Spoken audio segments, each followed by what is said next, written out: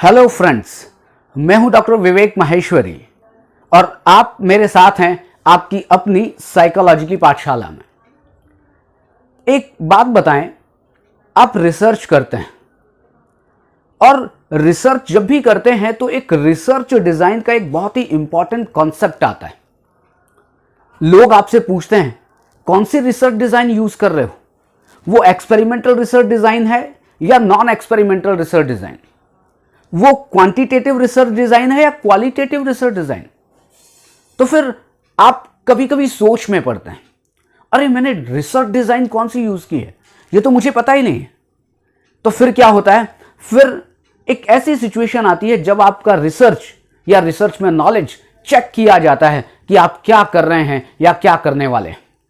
और आज हम रिसर्च के टॉपिक पर ही डिस्कशन कर रहे हैं और वो टॉपिक है जो अभी मैंने कहा, रिसर्च डिजाइन। टॉपिक हमारा क्या है? टॉपिक है रिसर्च डिजाइन, शोध अभिकल्प। हम कोई भी रिसर्च करते हैं और रिसर्च करते हैं किसी एक टॉपिक के ऊपर। टॉपिक कोई भी हो सकता है, चाहे वो थ्योरेटिकल टॉपिक हो, चाहे वो एक्सपेरिमेंटल रिसर्च के लिए बनाया गया कोई टॉपिक हो। लेकिन अगर रिसर्च डिजाइन की बात की जाए तो एक बात आप समझें कि आपने कभी बिल्डिंग को बनते हुए देखा है? आपने बिल्डिंग जब भी बनती है तो फिर आपने देखा होगा कि एक नक्शा बनाया जाता है, एक मैप बनाया जाता है। वो मैप इंजीनियर बनाता है और जब भी आप अपने फ्लैट की बुकिंग करने जाते हैं या उस मकान को देखने जाते हैं तो फिर वो इंजीनियर या जो भी बिल्डर है वो उस नक्शे के अकॉर्डिंग आपसे बात करता है। देखो यहां पर इसका बेडरूम होगा, देखो यहां पर किचन होगा, देखो यहां पर बालकनी होगी, और बिल्कुल एक मेजरमेंट के साथ कितनी बड़ी बालकनी होगी, कितना बड़ा रूम होगा, कितनी बड़ी बाथरूम होगी, सारी की सारी चीजें आपको बताता है। आपने क्या किया? मकान को बनाने के पहले एक नक्शा बनवाया, एक मैप बनवाया, और उस मैप के आधार पर ही पूरी की पूरी बड़ी बड़ी बिल्डिंगें तैयार होती है। बस रिसर्च डिजाइन भी यही है। रिसर्च डिजाइन भी आप मान के चले एक मैप है, एक नक्शा है। किस चीज के लिए? आपकी रिसर्च को करने के लिए।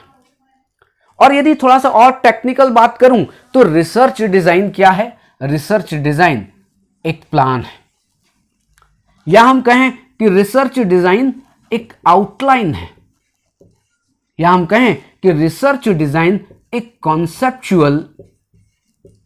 कॉन्सेप्चुअल फ्रेमवर्क है, या रिसर्च डिजाइन एक स्ट्रक्चर है।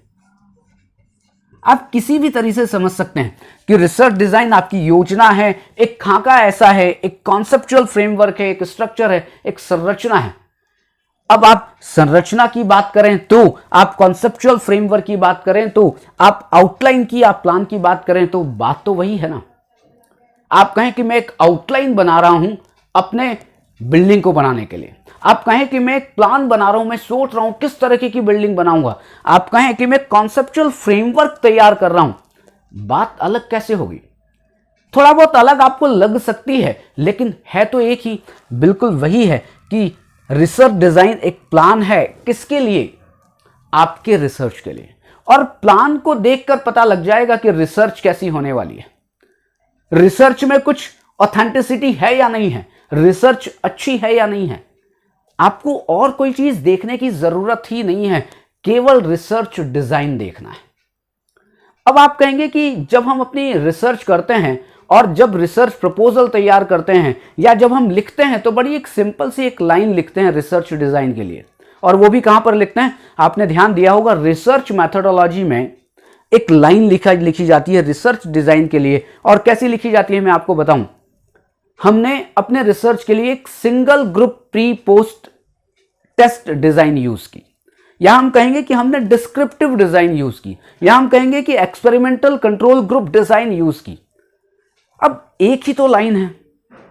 अब प्रश्न ये आता है कि साहब एक लाइन है और आप कह रहे हैं कि ये पूरा प्लान है, आप कह रहे हैं कि पूरी आउटलाइन है, आप कह रहे हैं कि पूरा की पूरी बिल्डिंग इसी एक लाइन पर, एक शब्द पर टिका हुआ है, तो फिर मैं बिल्कुल सही कह रहा हूं। आप लिखते तो हैं केवल एक लाइन में कि हमने single group pre post test design use की है, हमने कंट्रास्ट डिजाइन यूज की है, हमने one shot case study design use की है, हमने टाइम सीरीज डिजाइन यूज की है। बिल्कुल सही है, एक लाइन में लिखते हैं। लेकिन अगर रिसर्च डिजाइन के आप कॉन्सेप्ट को समझें, आप मीनिंग को समझें, तो रिसर्च डिजाइन कहां से कहां तक होती है। अब मैं आपको बताऊं कि रिसर्च डिजाइन किस तरह से काम करती है। रिसर्च डिजाइन शुरुआत होती है, या रिसर्च डिजाइन को आप समझना हो तो रिसर्च डिजाइन में क्या होता है, हाइपोथेसिस राइटिंग से लेकर, हाइपोथेसिस राइटिंग से लेकर रिजल्ट तो आप क्या कहें, आप इसको कहें हाइपोथेसिस राइटिंग से लेकर डेटा एनालिसिस, डेटा एनालिसिस, ये यहां से लेकर यहां तक जो भी कुछ है वो रिसर्च डिजाइन का ही पार्ट है। आप लिख रहे हैं एक लाइन में, लेकिन अगर आप उसको समझें तो आपकी रिसर्च डिजाइन जो लिखने का तरीका है, जो बनाने का तरीका है, जो प्रेजेंट करने का तरीका है, उससे सब चीज पता लग जानी चाहिए कि आपकी हाइपोथेसिस क्या है, आपके जो रिसर्च है उसमें कितने वेरिएबल हैं, कौन सा इंडिपेंडेंट वेरिएबल है और कौन सा डिपेंडेंट वेरिएबल है, आपके इंडिपेंडेंट वेरिएबल के कितने लेवल्स हैं, आपने सैंपल लिए हैं तो किस सैंपलिंग मेथड से सैंपल लिए हैं, वो प्रोबेबिलिटी सैंपलिंग मेथड है या नॉन प्रोबेबिलिटी सैंपलिंग मेथड है। अगर प्रोबेबिलिटी सैंपलिंग मेथड है तो सिंपल रैंडम सैंपलिंग यूज की है या स्ट्रेटाफाइड रैंडम सैंपलिंग यूज की है, क्या यूज किया। या हम कहें कि आपने और आगे सैंपलिंग के बाद आपने डेटा कलेक्ट किया है, किस टूल से डेटा कलेक्ट किया है, किस तरह से डेटा कलेक्ट किया है, और बाद में उस डेटा की एनालिसिस कैसे की है। मैं आपको क्या कह रहा हूं, मतलब आपने केवल इसके पहले हाइपोथेसिस राइटिंग से पहले केवल एक काम किया है, और वो क्या है, आपके टॉपिक सिलेक्शन का, या आप कहें कि आपकी रिसर्च प्रॉब्लम को लेकर आपने काम किया है कि मेरी रिसर्च प्रॉब्लम क्या है। लेकिन उसके बाद जैसे ही आप आते हैं हाइपोथेसिस राइटिंग से, तो यहां से लेकर यहां तक, मतलब कि हाइपोथेसिस राइटिंग से लेकर हाइपोथेसिस की ऑपरेशनल इंप्लीकेशन से लेकर डेटा एनालिसिस तक पूरा रिसर्च डिजाइन है। और अब आप ये बताएं कि जब कोई व्यक्ति हाइपोथेसिस राइटिंग से डेटा एनालिसिस तक की बात अपनी रिसर्च डिजाइन में करेगा, तो क्या वो एक बढ़िया प्लान नहीं होगा, क्या वो एक बढ़िया स्ट्रक्चर नहीं होगा, या क्या वो बढ़िया आउटलाइन नहीं होगी। फिर आप क्या होगा, केवल प्लान देखेंगे पता लग जाएगा, आप स्ट्रक्चर देखेंगे पता लग जाएगा, आपको बताने की जरूरत नहीं पड़ेगी कि मैं क्या करने वाला हूं। आप देखें कि आप जब कोई रिसर्च पेपर, आपने देखा है पब्लिश्ड रिसर्च पेपर जो कि जर्नल में पब्लिश होते हैं, उस रिसर्च पेपर को आप देखना, केवल एब्स्ट्रैक्ट पढ़ना, जो एब्स्ट्रैक्ट शुरू में दिया होता है, जो समरी शुरू में दी हुई होती है, उसको आप पढ़ना, और उसको पढ़ने से पूरा के पूरा रिसर्च कैसे किया गया है वो पता लग जाता है। बिल्कुल वही बात कि आप केवल रिसर्च डिजाइन देखें, और रिसर्च डिजाइन देखने के बाद ही पता लग जाएगा कि रिसर्च कैसी की जा रही है, रिसर्च किस प्रकार से की जा रही है, रिसर्च से क्या आउटपुट आ सकता है। सारी बातें रिसर्च डिजाइन के अंतर्गत आती है, और रिसर्च डिजाइन जिसको आप शोध अभिकल्प भी कह सकते हैं। अब रिसर्च डिजाइन बहुत तरह की होती है, बहुत तरह की मैं इसलिए कह रहा हूं क्योंकि अगर आप अलग अलग बुक्स रेफर करेंगे, हिंदी, इंग्लिश, गुजराती या कोई और लैंग्वेज में, हर राइटर ने अपने अपने तरीके से रिसर्च डिजाइन को समझाने की कोशिश की है। जैसे कि कुछ लोग कहते हैं कि एक्सपेरिमेंटल रिसर्च डिजाइन होती है, कुछ लोग कहते हैं नॉन एक्सपेरिमेंटल रिसर्च डिजाइन होती है, दोनों तरह की होती है। कुछ लोग कहते हैं क्वालिटेटिव रिसर्च डिजाइन होती है और क्वांटिटेटिव रिसर्च डिजाइन भी होती है। बिल्कुल सही है।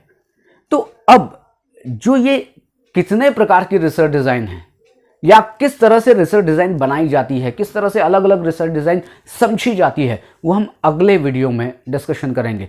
आज केवल रिसर्च डिजाइन के एक बहुत सिंपल कॉन्सेप्ट के ऊपर आपको कुछ भी नहीं करना है। ब्लूप्रिंट क्यों कह रहा हूं मैं, research design is a blueprint.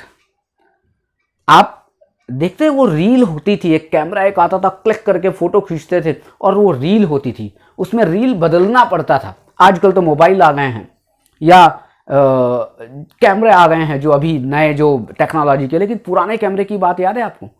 जैसी रील निकलती थी, उसी रील जितनी अच्छी होती थी, जितनी साफ होती थी, उतना ही अच्छा फोटो आता था। आपने पुराने जमाने में देखा होगा, अपने मदर फादर के फोटो आप देखिएगा, वो जितनी अच्छी रील, और आज भी उन लोगों ने रील संभाल कर रखी होगी। क्यों? अरे रील से वो फोटो धुल जाएगा। बिल्कुल वही कि आप रिसर्च डिजाइन क्या है? एक ब्लूप्रिंट है। बस ये ब्लूप्रिंट जैसा हुआ अच्छा रिसर्च होगा, खराब हुआ खराब रिसर्च होगा। जिस तरह का स्ट्रक्चर उस तरह का रिसर्च, जिस तरह की आउटलाइन, जिस तरह का प्लान, उसी तरह का सब कुछ होगा। यह है रिसर्च डिजाइन का कॉन्सेप्ट। अब नेक्स्ट वीडियो में हम फिर मिलेंगे एक नए टॉपिक के साथ। तब तक के लिए आपको जय हिंद, जय भारत।